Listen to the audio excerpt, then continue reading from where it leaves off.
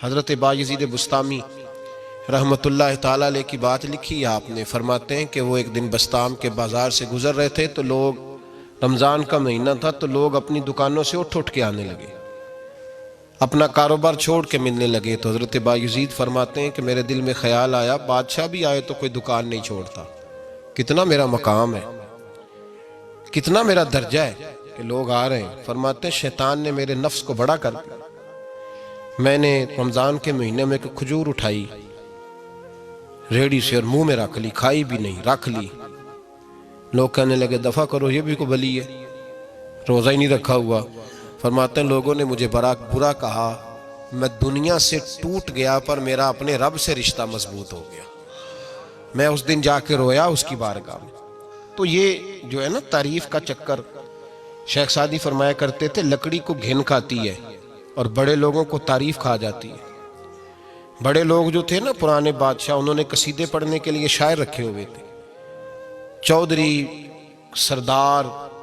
رئیس، سیٹھ، ان لوگوں کو کون سی چیز خراب کرتی ہے؟ وہ لوگ آگے گزر جاتے ہیں جو ان کو چودھری کہہ کے سلوٹ کرتے ہیں، چودھری صاحب پیچھے رہ جاتے ہیں، وہ تو بنا کے چلا گیا، اسے کام نکال کے چلا گیا۔ تو کبھی بھی زندگی میں تعریف کی خواہش پیدا نہ کریں، اور صوفی تو تعریف کراتا ہی نہیں، درویش تو تعریف کراتا ہی نہیں۔ وہ کہتا ہے مجھے بندوں کی تعریف سے کیا غرض، میں نے تو وہ والی تعریف کرنی ہے جو میرا رب میری کرے گا، آخرت کی طرف توجہ۔ تو تعریف پر غور نہ کریں،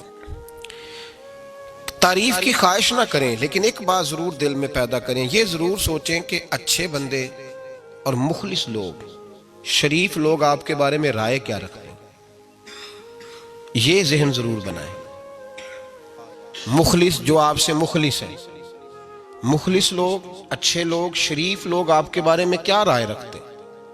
اس رائے کا خیال رکھنا بھی دین کا حصہ ہے۔ حضرت عمر فاروق رضی اللہ تعالیٰ عنہ فرماتے میں کھڑا تھا، یہ بخاری شریف میں حدیث ہے، فرماتے میں کھڑا تھا نبی پاک صلی اللہ علیہ وسلم کی بارگاہ میں، تو ایک جنازہ گزرا۔ جنازہ جو اٹھانے والے تھے نا، وہ کہہ رہے تھے کہ یہ بڑا ہی اچھا انسان تھا، اس نے غریبوں کی خدمت کی، دین کی نوکری کی، لوگوں سے پیار کیا، ماں باپ، بہن بھائی، رشتہ دار، ہر ایک کے لیے اس کا رویہ اچھا تھا۔ فرماتے ہیں نبی پاک صلی اللہ علیہ وسلم نے جنازہ اٹھانے والوں کی بات سن کے فرمایا واجبت، اس پر واجب ہو گئی۔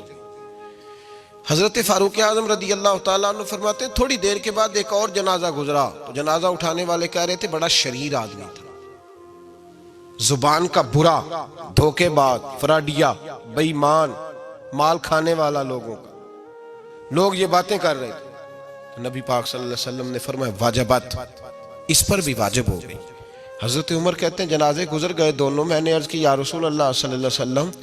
جس کو لوگ اچھے جملوں سے یاد کر رہے تھے اس پر بھی واجب ہو گئی،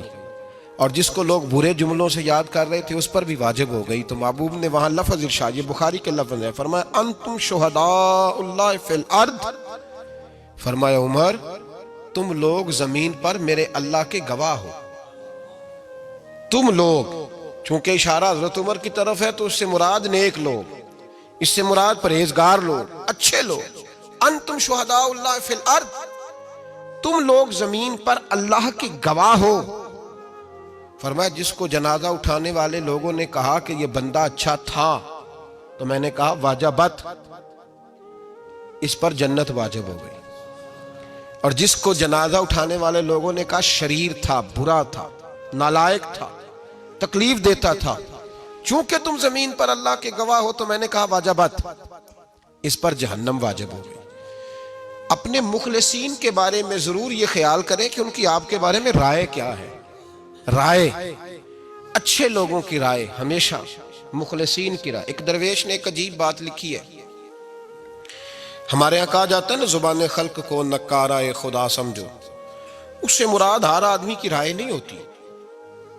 بہت سارے لوگ تو حسد میں آ کے بھی باتیں کرتے ہیں، ان کی رائے یہاں مقصود نہیں، مخلصین کی، خیر والے لوگوں کی۔ اچھے کچھ لوگ تو ایسے ہوتے ہیں جن کی کسی کے بارے میں بھی رائے ٹھیک نہیں ہوتی، وہ جب بھی بات کرتے ہیں یا حسد کی بنیاد پہ کرتے ہیں یا بغض اور کینے کی، ان کی بات نہیں، لیکن باقی جو خیر والے لوگ، مثبت جو طبقہ ہے، جو اچھی سوچ کا حامل، وہ ہمیں پتہ ہوتا ہے کون سا بندہ کس طرح کا۔ ایک درویش کہتے ہیں کہ ایک دفعہ طوفان آ گیا ہماری بستی میں، تیز طوفان۔